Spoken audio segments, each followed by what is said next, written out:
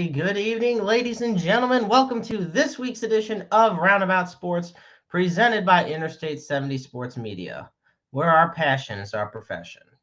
Thank you so much for tuning in, folks. It's a little bit of a later night. It is a very cloudy Wednesday, September 6th, 2023, and we are just one day away from the opening game of the 2023 NFL season. That being between the defending Super Bowl champion Kansas City Chiefs and the Detroit Lions, who have a lot of upside in their favor heading into this season. So the clock's creeping in ever so closer to the NFL season opener between the Lions and the Chiefs. And I'm not going to lie, folks, this is going to be really something to watch. First off, be sure to tune in to Interstate 70 Sports Media on our Facebook page, on our YouTube channel. We got all kinds of content from all of our various shows, our review STL interviews from the Good Dr. JM. We also have, of course, Roundabout Sports every week, and Issues with Wrestling with Christopher Miles, one of the top tier wrestling podcasts. And be sure to tune in every week online for the Wrestle Talk podcast, the premiere as well, wrestling podcast as well. Jared tuning in this evening saying, "Go Lions, anybody but the Chiefs." Well, we will definitely be talking more about the Chiefs and the Lions. Now, I do also want to say, be sure you can find us on Spotify, Apple Podcasts, Google Podcasts, Breaker, and so many more places where you tune in to podcasts. With that said, for the Kansas City Chiefs, like I said, defending Super Bowl champions, but things are different this time around. So, despite some of the news, recently it came out yesterday, actually. Star tight end, future Hall of Famer, honestly, Travis Kelce suffered a hyperextended knee.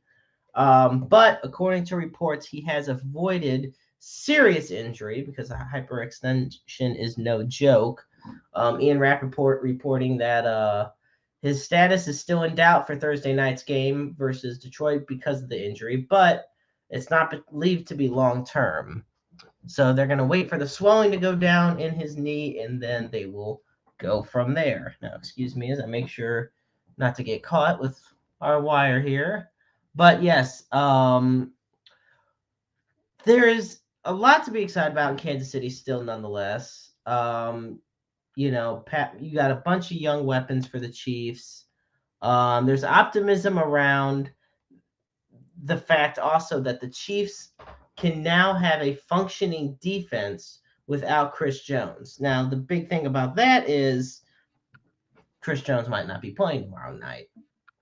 The star defensive tackle still wants Aaron Donald money, which basically means be the highest paid.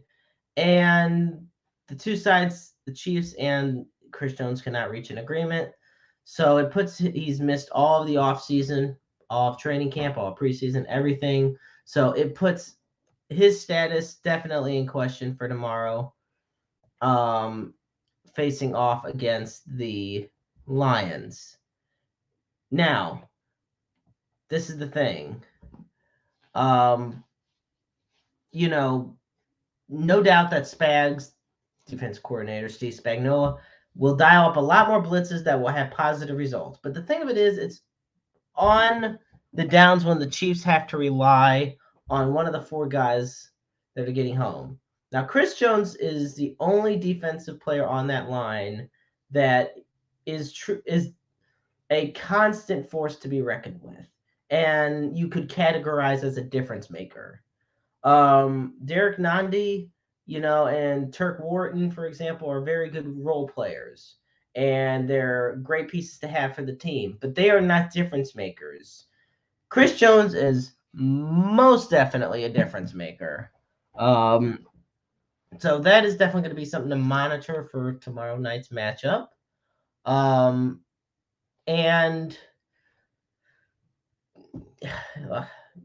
you know what, folks, also be sure to give me your.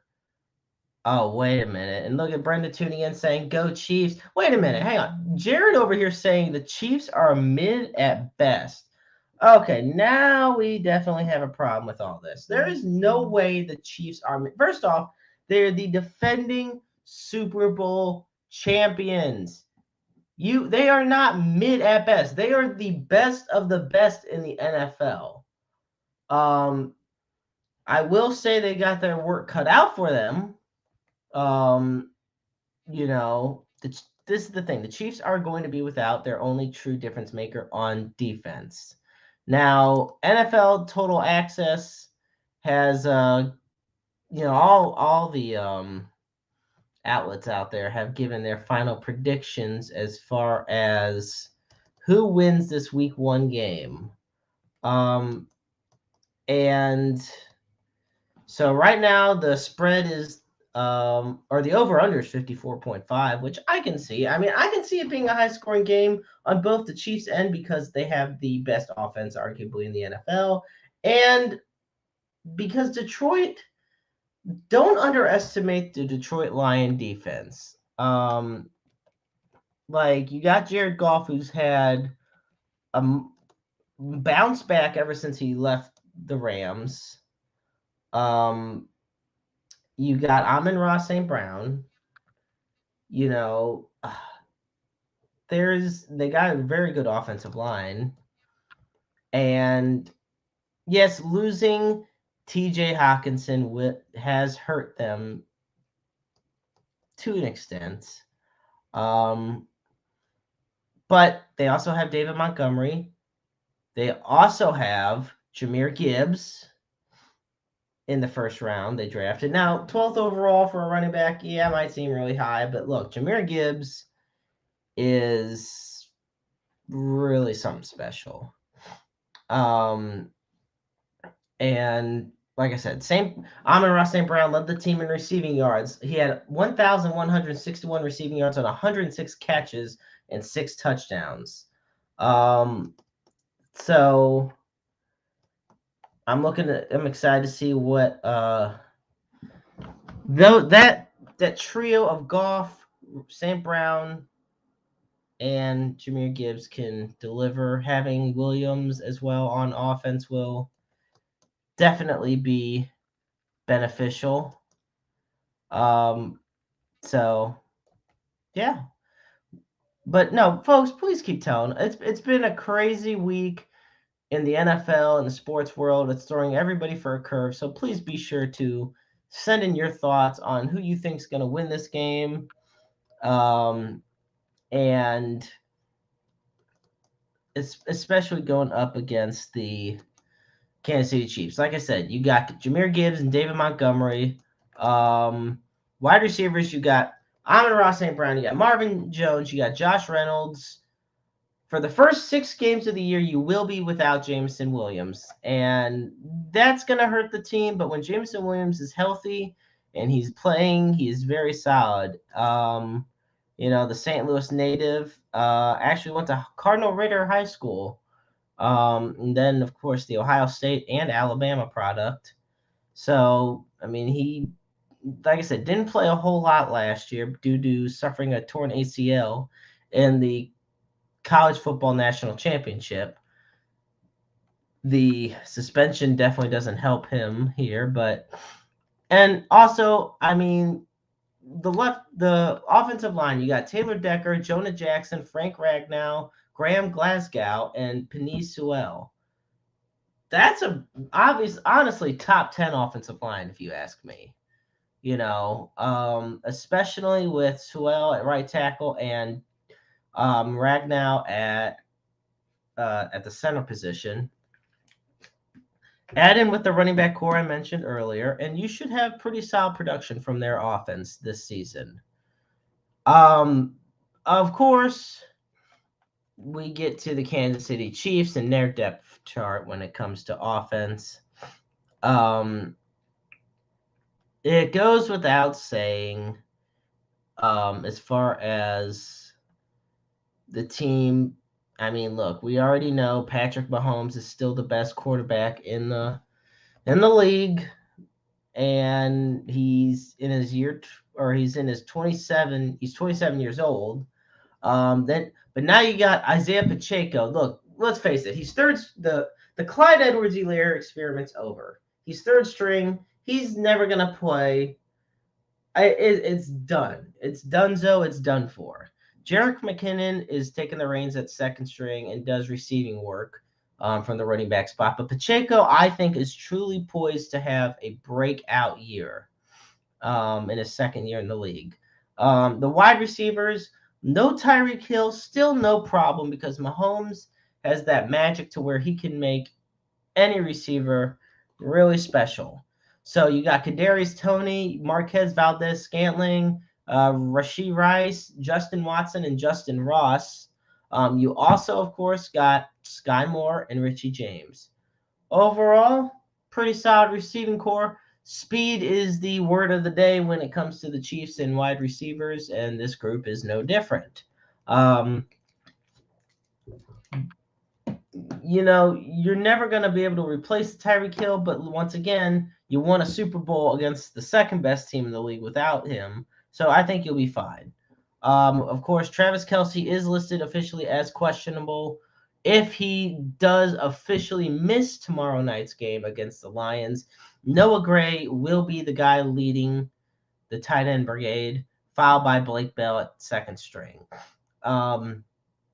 Then you get to a little bit of a switcheroo on the offensive line, especially because Andrew Wiley is no longer on the team. You got Donovan Smith or Orlando Brown for that matter. So you have Donovan Smith at left tackle. You got Joe Thuney at left guard. Then you got the guy who I feel is top 3 centers in the NFL in Creed Humphrey, who, look, part of the reason Chris Jones isn't locked in yet is because they need to have Creed Humphrey as well.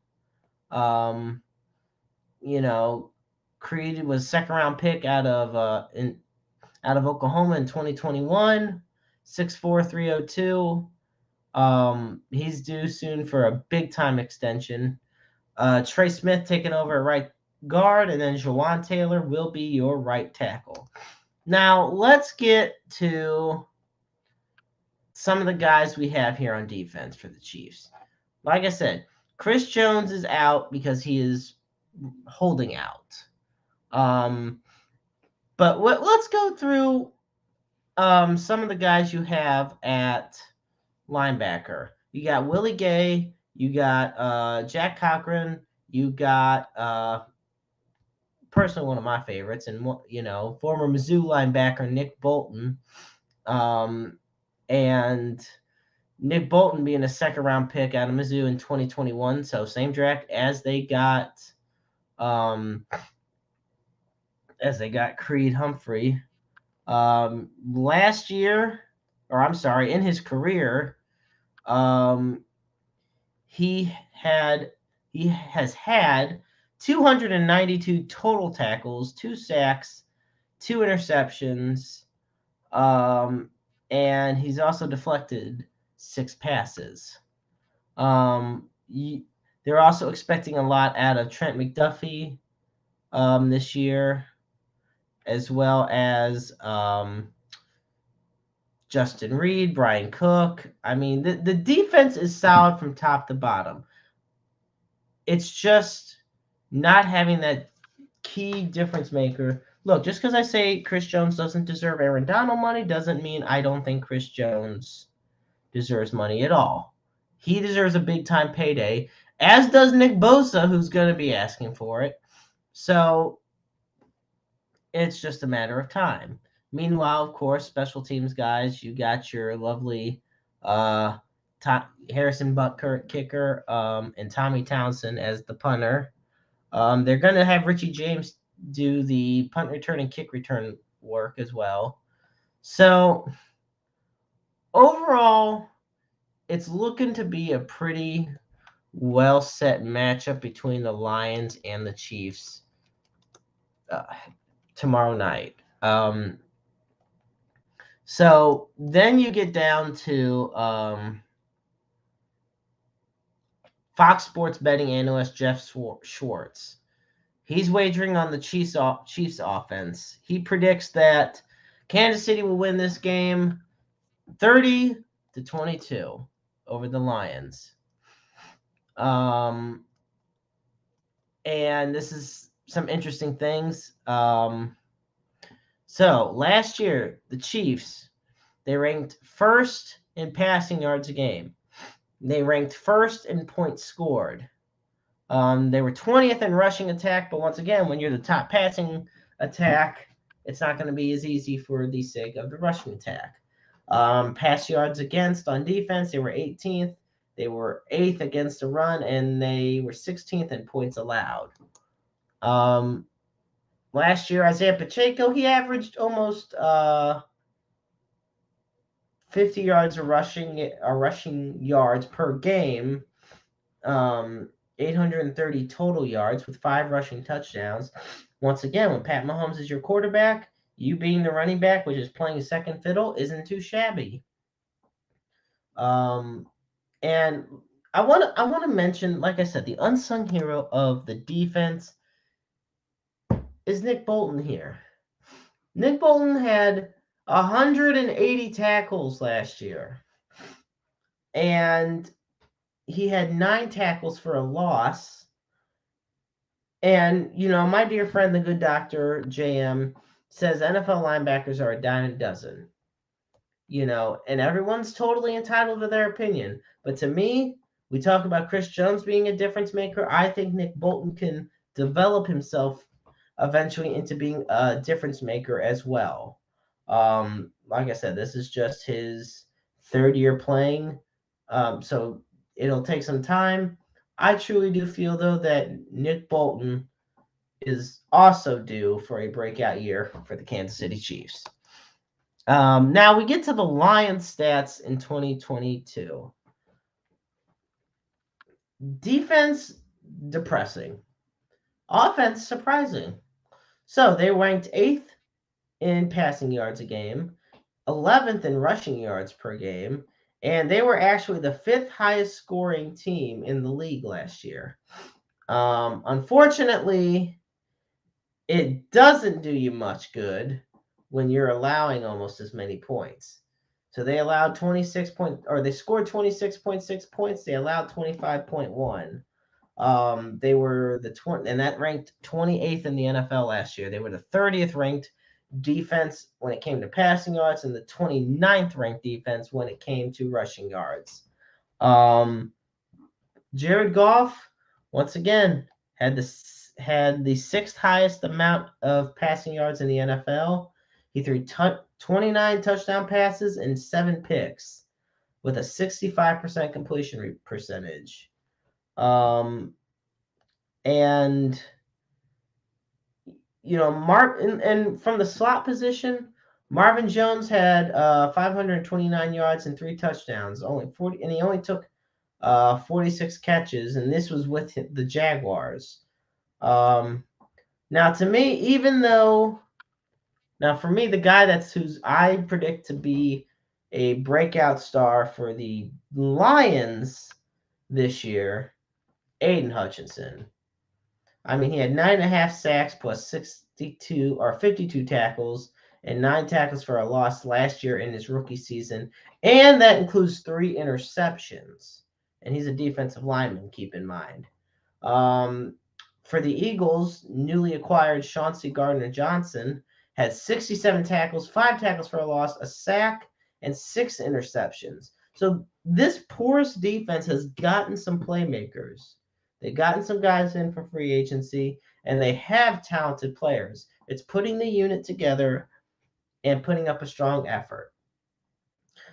Now, who do I genuinely think will win Thursday night's game between the Chiefs and the Lions? And Brendo sending in that KC knows how to be a team. Together, everyone achieves more. Brenda's prediction is KC over Detroit.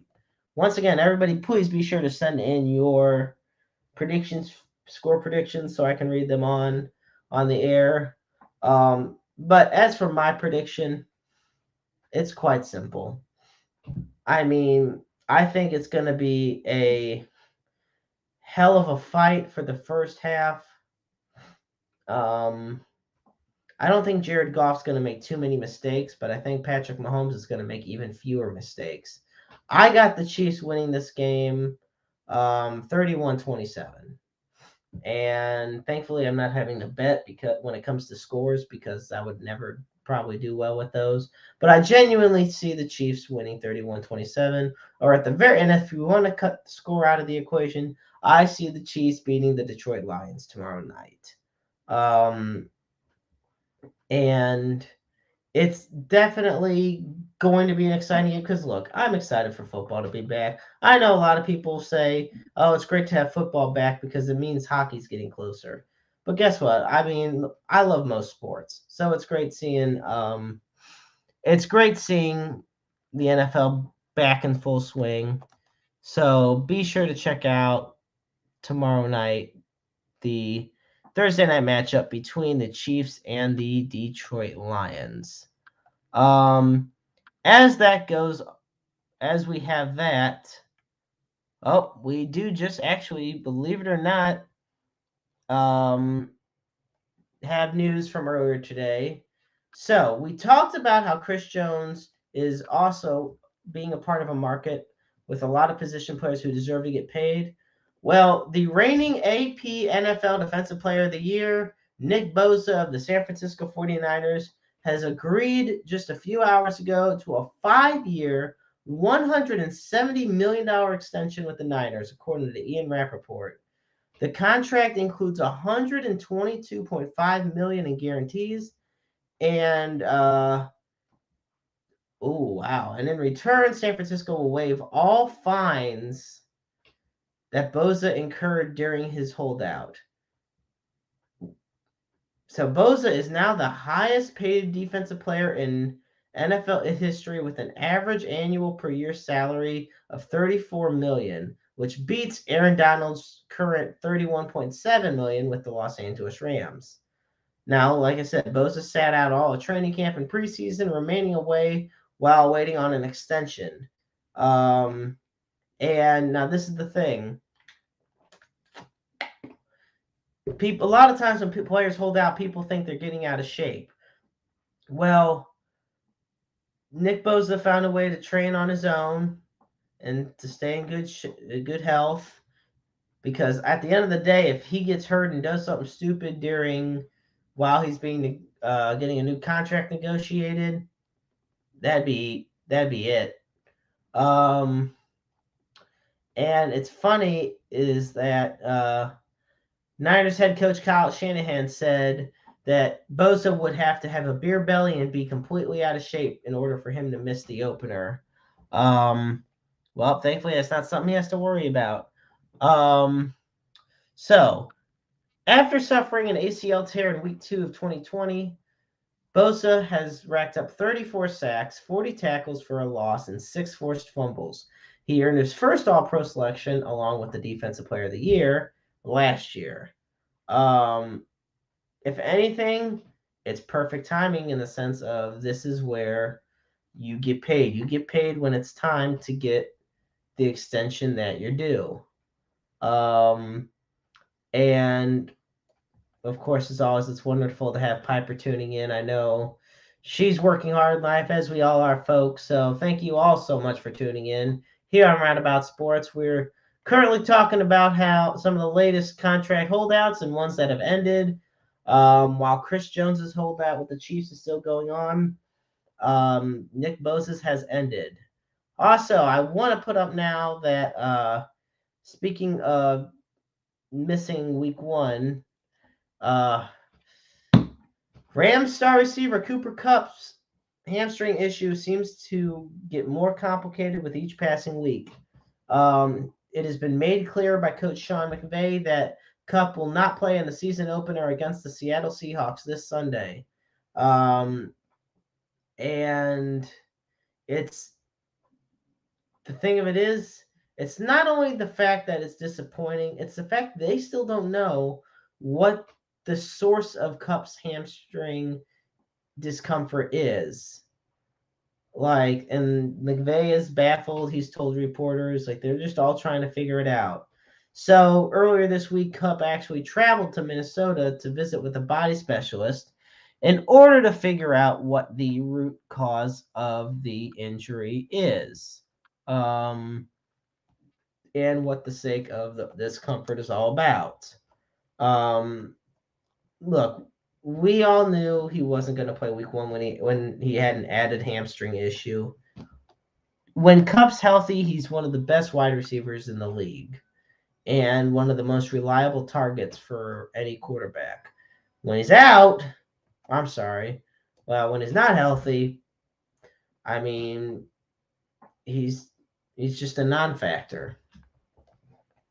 Also, NFL.com has actually come out with their QB predict, or as far as their top QBs in the league. They ranked all the starting quarterbacks in the league, and so while I'm not going to go through all 32 of them, although I will say Josh Dobbs is the 32nd ranked, mainly because he has not been a starter for a whole lot in his career, and Arizona is basically going to tank this season.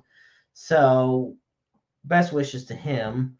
Most players who are on the bottom of the list are rookies and guys, second-year pros, guys like Desmond Ridder, Jordan Love, Bryce Young, C.J. Stroud. With that said, we're going to go up a bit on the list, and we are going to go with our lovely top 5. First off, I want to say I'm surprised. Actually, you know what the hell? We'll go top 10. Top 10, and this is per NFL.com, so everybody take with it what you will, and be sure to tell me who you think it is. We got Dak Prescott of the Dallas Cowboys at number 10. Lamar Jackson of the Baltimore Ravens at number 9. Tua Tagovailoa at number 8, quarterback of the Miami Dolphins. Trevor Lawrence of the Jacksonville Jaguars coming in at number 7. Aaron Rodgers in his 19th season, this first, though, with the New York Jets, coming in at number 6. And then we got our top 5. Justin Herbert of the Los Angeles Chargers. Number 4, Josh Allen of the Buffalo Bills. Number 3, Joe Burrow of the Cincinnati Bengals. Number 2, Jalen Hurts of the Philadelphia Eagles. And let's face it, he's the NFL MVP. He's the Super Bowl MVP. He's a Super Bowl champion. He's the first team All-Pro, the Pro Bowler, the leader in the NFL passing yards and touchdowns. That is 7 different categories that Patrick Mahomes of the Kansas City Chiefs did and accomplished last season. Think about that. He won 2 different MVP awards. He won the Super Bowl. And believe it or not, it was possible to be the MVP of a. If Mahomes lost that if the Chiefs lost that Super Bowl, Mahomes would still be the MVP, and I will die on that platform saying that. And to those that say it's not possible, guess what? It's been done before, so take that to the bank. And this is the thing. He threw over 5,200 yards. He threw 41 passing touchdowns. He only threw 12 picks. He only fumbled 5 times. He had a 67% completion percentage.